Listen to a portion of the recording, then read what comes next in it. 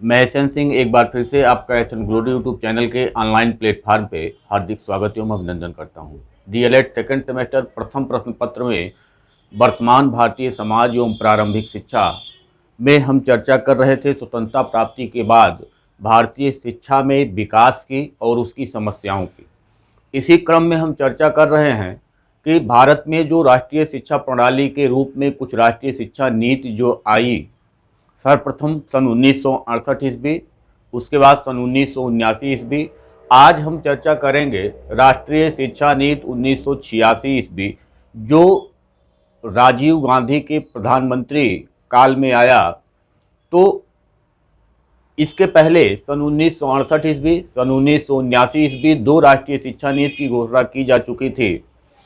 भारत का ये दुर्भाग्य ही कहा जा सकता है कि अभी भी किसी भी क्षेत्र में किसी एक ऐसी नीति का निर्धारण नहीं किया जा सका जो आधारभूत तत्वों को संतुष्ट करता हो। इस क्रम में सबसे पहले अगर राष्ट्रीय शिक्षा प्रणाली की बात करें तो राष्ट्रीय शिक्षा नीति 1968 आया, लेकिन सरकार बदलते ही यहाँ की नीतियाँ बदल जाती हैं। यह भारत का सबसे बड़ा दुर्भाग्य है। जब सन 1968 ईस्वी में इंदिरा गांधी के प्रधानमंत्री काल में राष्ट्रीय शिक्षा नीति की घोषणा की गई तो उसमें 10+2+3 शिक्षा प्रणाली विकसित करने की बात की गई। कई प्रांतों ने अपने यहाँ 10+2+3 शिक्षा प्रणाली लागू करने का काम किया और उस पर काम करने का काम शुरू किया। लेकिन सन 1977 ईस्वी में कांग्रेस की सरकार चली जाती है और जनता दल की सरकार आती है। प्रधानमंत्री मोरारजी देसाई बनते हैं। मोरारजी देसाई के प्रधानमंत्री काल में जो शिक्षा मंत्री थे वो प्रताप चंद्र चंदर थे। उन्होंने कुछ शिक्षाविदों के सहारे और कुछ सांसदों के सहारे एक शिक्षा नीति तैयार किया और 1979 ईस्वी में उसको उन्होंने घोषणा कर दी। अभी वो शिक्षा नीति 1979 लागू भी नहीं हुआ था, जिसमें प्रताप चंद्र चंदर ने, या राष्ट्रीय शिक्षा नीति 1979 की बात करें जो लागू भी नहीं हो पाया, उसमें 10+2+3 शिक्षा संरचना के स्थान पर 8+4+3 की बात की गई। हालांकि ये लागू नहीं हो पाया। उसके पहले ही सन 1980 ईस्वी में कांग्रेस की सरकार फिर से आ जाती है और इंदिरा गांधी फिर से प्रधानमंत्री बनती हैं। उन्होंने फिर से 1968 ईस्वी में जो राष्ट्रीय शिक्षा नीति आई थी उस पर काम करना शुरू किया और उन्होंने कहा कि उसी जो राष्ट्रीय शिक्षा नीति 1968 है उसके अनुरूप ही कार्य किया जाए और शिक्षा का विकास किया जाए और एक राष्ट्रीय प्रणाली के रूप में शिक्षा को विकसित किया जाए। लेकिन उसी दरम्यान उनकी जो है हत्या कर दी जाती है, यानी इंदिरा गांधी की हत्या कर दी जाती है और राजीव गांधी भारत के प्रधानमंत्री बनते हैं। भारत के प्रधानमंत्री अब राजीव गांधी जब हुए तो उन्होंने सभी क्षेत्रों में आमूलचूल परिवर्तन करने की ठानी। अब उन्होंने शिक्षा के क्षेत्र को भी लिया और शिक्षा के क्षेत्र में भी वो अब कार्य करना प्रारंभ किए। उन्होंने क्या किया, सबसे पहले एक सर्वे कराया, एक सर्वेक्षण कराया और उस सर्वेक्षण का जो नाम था वह था शिक्षा की चुनौती नीति संबंधी परिप्रेक्ष्य। शिक्षा की चुनौती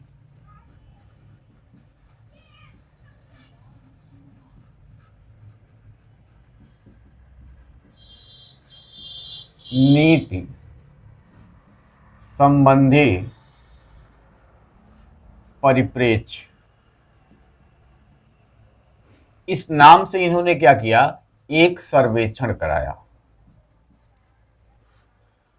सर्वेक्षण कराने के उपरांत इन्होंने उस पर काम करना शुरू किया और एक नई शिक्षा नीति की घोषणा सन 1986 ईस्वी में राजीव गांधी के प्रधानमंत्रित्व काल में हुआ। अब ये जो प्रधानमंत्रित्व काल राजीव गांधी का था, इसमें जो नई शिक्षा नीति आई वो उसमें क्या क्या प्रावधान किए गए थे, अगर इस पे चर्चा किया जाए तो राष्ट्रीय शिक्षा नीति का जो दस्तावेज था वह कुल 12 भागों में विभाजित था। तो सबसे पहले हम यहाँ कह सकते हैं कि राष्ट्रीय शिक्षा नीति, राष्ट्रीय शिक्षा नीति 1986 ईस्वी, इसमें 12 भाग में इसको प्रस्तुत किया गया था। राष्ट्रीय शिक्षा नीति 1986 ईस्वी में जो दस्तावेज आया, जो नई शिक्षा नीति आई, उसको कुल 12 भागों में प्रस्तुत करने का कार्य किया गया था। इसमें जो सबसे पहला भाग था उसको नाम दिया गया भूमिका। पहला भाग था, उसको नाम दिया गया भूमिका। भूमिका में बताया गया कि 10+2+3 जो शिक्षा की संरचना 1968 के शिक्षा नीति में प्रस्तुत किया गया था, वह किस प्रकार से कारगर साबित हुआ और वह विभिन्न प्रांतों में उसको लागू करने का कार्य भी किया गया था। तो उन्होंने 10+2+3 शिक्षा संरचना की बात को बताया और कहा कि इससे जो भारतीय शिक्षा प्रणाली है, भारतीय शिक्षा जो है उसमें परिवर्तन का कार्य हुआ है और कई प्रांतों में इसको लागू किया गया और इसके जो रिजल्ट आए, इसका जो परिणाम आया वो अच्छा आया। तो इन्होंने उसी 10+2+3 शिक्षा संरचना की बात और शिक्षा के महत्व की बात इसमें किया है। पहला जो भाग है भूमिका के नाम से, और दूसरा भाग जो है शिक्षा का सार और उसकी भूमिका, शिक्षा का सार और उसकी भूमिका, शिक्षा का सार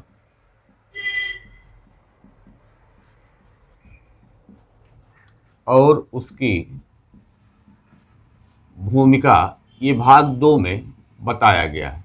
शिक्षा का सार का मतलब शिक्षा हमारे लिए महत्वपूर्ण क्यों है, इसकी चर्चा इस भाग में की गई है और बताया गया है कि बच्चों के चिंतन और रुचियों के हिसाब से, बच्चों के रुचियों के हिसाब से उनके अंदर जो क्षमताएं हैं उसको विकसित करने का कार्य किया जाए, जिससे जब वह बच्चा बड़ा हो तो स्वतंत्र अभिव्यक्ति, स्वतंत्र सोच की क्षमता उसके अंदर डेवलप हो। तो दूसरे भाग में बताया गया शिक्षा के महत्व के बारे में कि शिक्षा हमारे जो संस्कृति है उसका संरक्षण करती है और उसका हस्तांतरण करती है एक पीढ़ी से दूसरी पीढ़ी में। शिक्षा के द्वारा ही संस्कृतियों का हस्तांतरण होता है।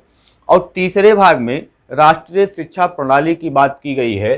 तीसरे भाग में राष्ट्रीय शिक्षा प्रणाली की बात की गई है, यानी सबके लिए एक समान शिक्षा प्रणाली विकसित की जाए, चाहे अमीर हो चाहे गरीब हो, सबके लिए एक प्रकार की शिक्षा प्रणाली हो, यहाँ पे कोई भेदभाव ना हो। ऐसी शिक्षा प्रणाली का विकास भारत सरकार के द्वारा किया जाना चाहिए।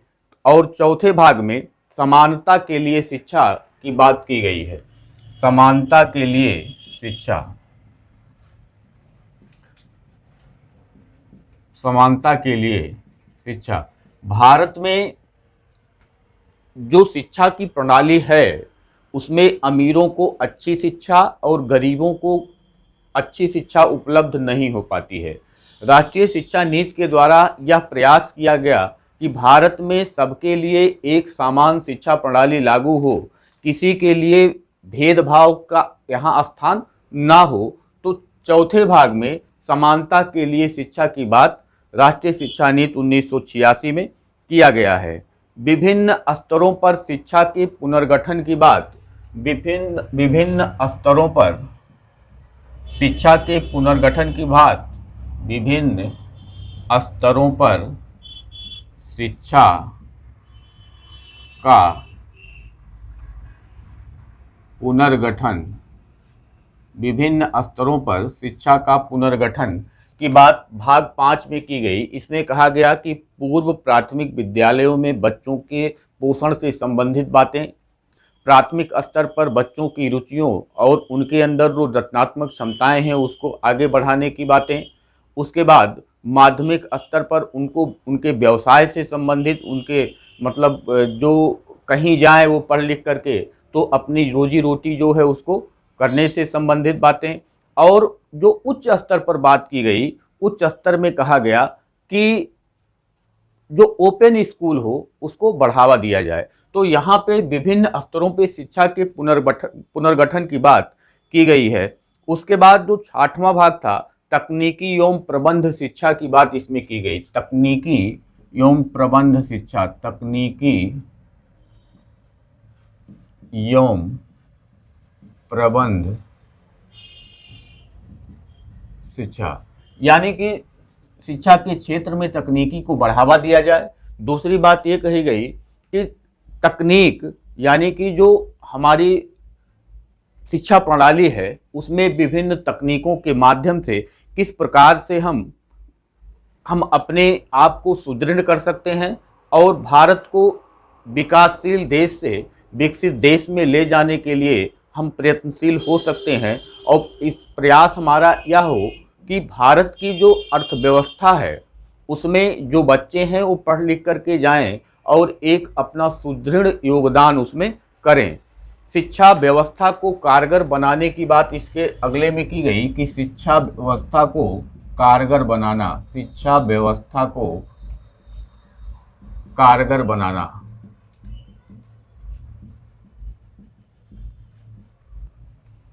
जो शिक्षा प्रणाली थी उसमें जो शिक्षा की व्यवस्था थी, बच्चे केवल पढ़ लिख करके साक्षर हो जाते थे।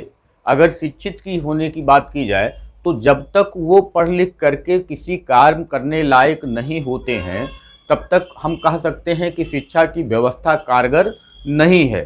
तो वहाँ पे जो शिक्षा प्रणाली विकसित की गई थी उसमें वही था कि पढ़ लिख करके बच्चे निकलते थे और वो किसी कार्य को करने लायक नहीं रहते थे। तो कहा गया कि शिक्षा की व्यवस्था को कारगर बनाया जाए। 8वां भाग जो था उसमें शिक्षा की विषय वस्तु और प्रक्रिया को नया मोड़ देना। शिक्षा की विषय वस्तु, शिक्षा की विषय वस्तु और प्रक्रिया को नया मोड़ देना। शिक्षा की विषय वस्तु का मतलब जो पाठ्यक्रम हो उसको इस प्रकार का बनाया जाए कि वो तत्कालीन आवश्यकताओं की पूर्ति करे। इसके अलावा जो शिक्षा की प्रक्रिया है, जो शिक्षा देने की जो प्रक्रिया है उसको इतना आसान और सर्वसुलभ बनाया जाए कि हर बच्चे तक उसकी पहुंच हो। तो नई शिक्षा नीति 1986 में इस बात को कहा गया कि पाठ्यक्रम को इस हिसाब से चेंज किया जाए, इस हिसाब से परिवर्तन किया जाए कि जिससे तत्कालीन आवश्यकताओं की पूर्ति करने के साथ साथ वो आने वाले भविष्य में भी उन बच्चों के लिए वह कारगर साबित हो। इसके 9वें भाग में कहा गया शिक्षक से संबंधित जो बातें थी वो 9वें भाग में कही गई और कहा गया कि शिक्षक सेवा पूर्व और शिक्षक सेवारत दोनों प्रकार के प्रशिक्षण पर बल दिया जाएगा और शिक्षक सेवा में जो शर्तें होंगी वो उनको आकर्षक बनाई जाएंगी जिससे अच्छे लोग इस व्यवसाय में आ सकें और शिक्षा के विकास में अपना योगदान दे सकें। उसके बाद शिक्षा के प्रबंध की बात की गई। 10वें भाग में शिक्षा के प्रबंध की बात की गई और कहा गया कि शिक्षा के प्रबंध के रूप में ऐसी व्यवस्था की जाए जिससे जो जिनके तक अभी तक शिक्षा नहीं पहुंच पाया है उनको भी ला करके मुख्य धारा में जोड़ने का कार्य किया जाए। शिक्षा की जो व्यवस्था हो, शिक्षा की जो पहुंच हो वो सब तक हो। ऐसा ना हो कि भारत का जो गरीब आदमी है वह उन तक शिक्षा ना पहुंचे। अगला जो इसका भाग था उसमें कहा गया संसाधन की समीक्षा। अभी तक जो संसाधन हमारे पास हैं उसकी समीक्षा की जाए और अगर उसमें ज़रूरत है तो उसको और बढ़ाया जाए। अभी तक शिक्षा पर केवल लगभग 3%, 2.5 से 3% ही पूरे बजट का व्यय किया जाता था। तो इसमें कहा गया कि शिक्षा पे जो व्यय होगा वो कम से कम 6% किया जाए और 6% आएगा कहाँ से इसकी भी व्यवस्था इसमें की जाए। और जो 12वां भाग था उसमें कहा गया कि जो भविष्य है भारत का उसमें हमको किस प्रकार से इसको भारत की शिक्षा को ले जा करके सेट करना है, पुनर्गठित करना है, पुनर्संरचित करना है, तो इस प्रकार से भविष्य में भी ये जो शिक्षा प्रणाली हो उसके लिए कार्य हो, भविष्य के लिए इस शिक्षा प्रणाली पे कार्य हो, इस राष्ट्रीय शिक्षा नीति में कार्य हो। तो 12 भागों में इस 1986 का जो दस्तावेज था वो 12 भागों में प्रस्तुत किया गया था और जो उसके 12 भाग थे वो क्रमशः इस प्रकार से थे। अब हम चर्चा करेंगे कि राष्ट्रीय शिक्षा नीति 1986 में क्या क्या था।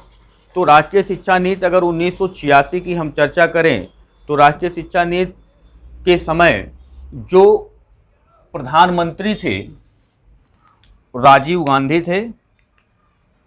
क्वेश्चन पूछा जाता है कि जब 1986 की राष्ट्रीय शिक्षा नीति आई तो उस समय प्रधानमंत्री कौन था? तो प्रधानमंत्री जो उस समय थे वो राजीव गांधी थे।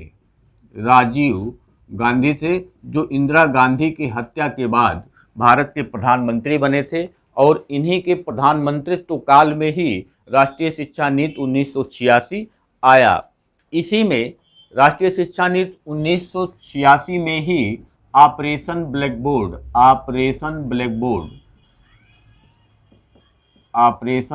बोर्ड लाया गया 1986 ईस्वी में और इसको लागू किया गया 1987 ईस्वी में। तो दोनों क्वेश्चन पूछता है कि जो ऑपरेशन ब्लैक बोर्ड आया वो कब आया? तो आया 1986 में। उसको लागू कब किया गया? तो लागू किया गया 1987 ईस्वी में।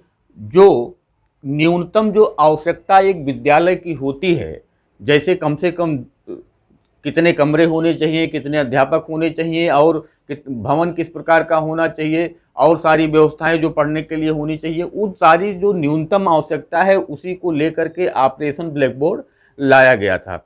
उसके बाद यहाँ पे भी जो शिक्षा की संरचना को स्वीकार किया गया, जो शिक्षा संरचना स्वीकार किया गया वो जो 1968 ईस्वी में स्वीकार किया गया था उसी को यहाँ भी स्वीकार किया गया। 10+2+3 1968 में 10+2+3, 1986 में 10+2+3। अगर 1979 की बात की जाए तो वहाँ 8+4+3 शिक्षा संरचना की बात की गई। यहीं पे 1986 ईस्वी में ही पहली बार कंप्यूटर शिक्षा की बात की गई। पहली बार कंप्यूटर शिक्षा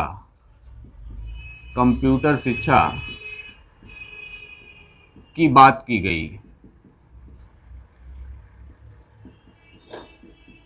सन 1986 ईस्वी में ही जो शिक्षा नीति आई उसमें उससे पहले कंप्यूटर शिक्षा की बात किसी शिक्षा नीति में नहीं की गई थी। सबसे पहले कंप्यूटर शिक्षा की बात राष्ट्रीय शिक्षा नीति 1986 में की गई। यहाँ पे कहा गया कि मुक्त विश्वविद्यालयों को बढ़ावा दिया जाएगा। मुक्त विश्वविद्यालयों को बढ़ावा दिया जाएगा।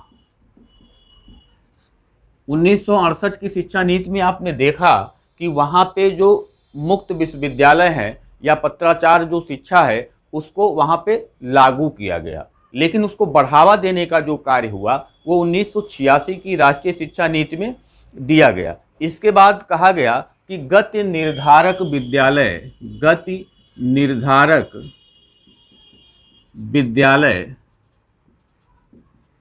की स्थापना की जाए और इसको बाद में नाम दिया गया नवोदय विद्यालय, जहाँ पे ग्रामीण क्षेत्र के बालकों के लिए 75% और शहरी क्षेत्र के बालकों के लिए 25% सीटें रिजर्व की गई। ग्रामीण क्षेत्र में जो प्रतिभावान छात्र हैं उनके लिए 75% सीटें और शहरी क्षेत्र में जो प्रतिभावान छात्र हैं उनके लिए 25% सीटों की व्यवस्था इस नवोदय विद्यालयों में की गई। इसका जो दस्तावेज था वह 12 भागों में आया, 12 भाग में, और इसकी जो कार्य योजना प्रस्तुत की गई वह 24 भाग में आया। तो इसका जो दस्तावेज था 1986 का वह 12 भाग में और इसकी जो कार्य योजना थी वो सितंबर 1986 ईस्वी में 24 भाग में इसकी कार्ययोजना को प्रस्तुत किया गया।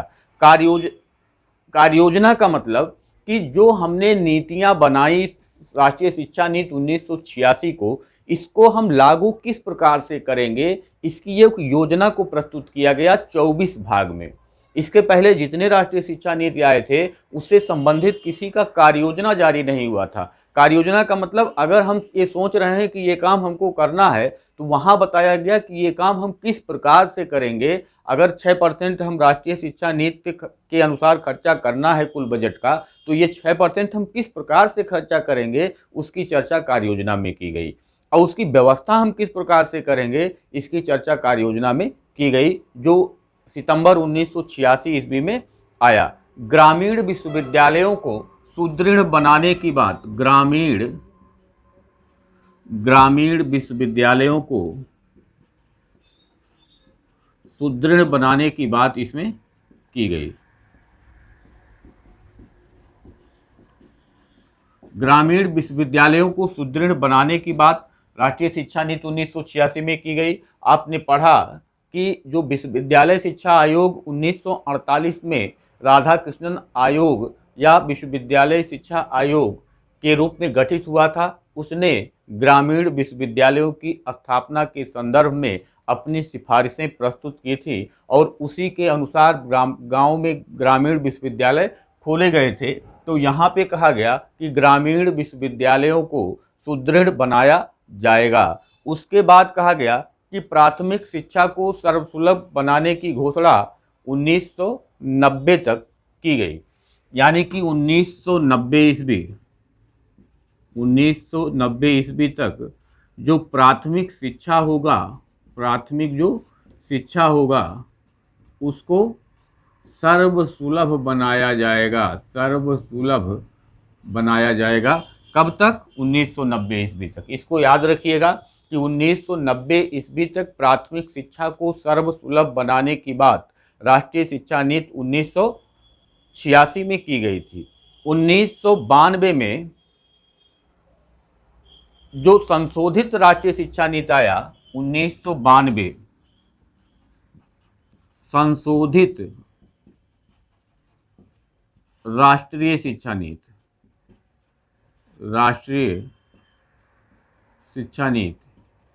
अब इसमें घोषणा किया गया कि सन 2000 तक प्राथमिक शिक्षा सबके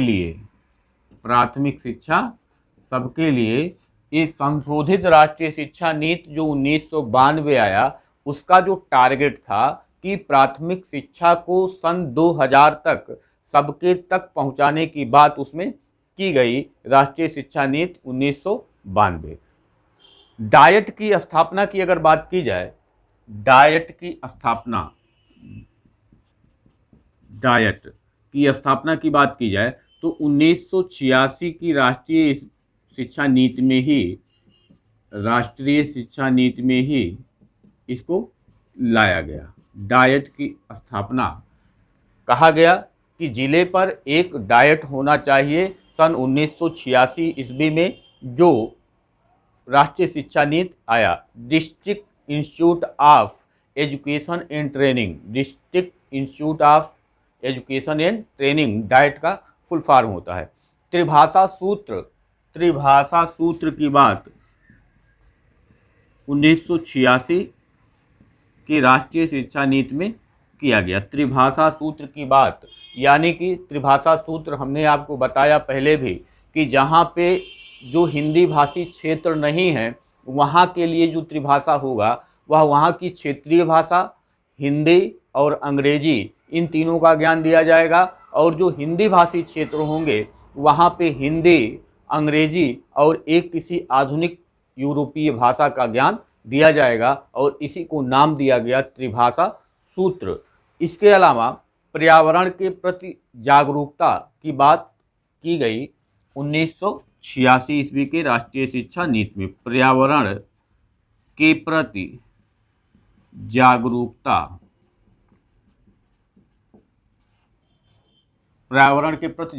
की बात की गई 1986 ईस्वी के राष्ट्रीय शिक्षा नीति में। तो इस प्रकार से हमको जो याद रखना है डीएलएड सेकंड सेमेस्टर में, हमको इसमें याद क्या रखना है, सबसे पहले याद रखना है कि जो राष्ट्रीय शिक्षा नीति 1986 आया वह कितने भागों में था, तो 12 भाग में था। उसकी जो कार्य योजना प्रस्तुत की गई वह कितने भाग में थी, वह 24 भाग में थी। उसके बाद याद रखना है कि डाइट की स्थापना कौन सी शिक्षा नीति के तहत की गई, तो 1986। ऑपरेशन ब्लैक बोर्ड कब आया, 1986 में। उसको लागू कब किया गया, 1987 में। इसके अलावा हमको याद रखना है कि पहली बार कंप्यूटर शिक्षा की बात कब की गई, तो 1986 के राष्ट्रीय शिक्षा नीति में की गई। उसके बाद गत निर्धारक विद्यालय, जिसको हम नवोदय नाम देते हैं, उसकी स्थापना किस शिक्षा नीति के तहत आया, तो राष्ट्रीय शिक्षा नीति 1986 के तहत आया। तो ये कुछ मोटी मोटी बातें थी जिसको हमने आपके सामने प्रस्तुत किया। और ये दो लक्ष्य लिए गए कि 1990 तक प्राथमिक विद्यालयों, प्राथमिक शिक्षा को सबके तक सर्वसुलभ बनाया जाएगा, वो राष्ट्रीय शिक्षा नीति 1986 में कहा गया। अगर संशोधित राष्ट्रीय शिक्षा नीति 1992 की बात की जाएगी तो उसको बढ़ा करके सन 2000 तक कर दिया गया। तो ये था एक खाका राष्ट्रीय शिक्षा नीति 1986 का। तो आप इसको ध्यान से, जो मुख्य मुख्य बिंदु बताया गया उसको ध्यान से पढ़ लीजिए, और ये आपके लिए एक इम्पॉर्टेंट चैप्टर था, एक इम्पॉर्टेंट भाग था। आज के लिए इतना ही। धन्यवाद, नमस्कार।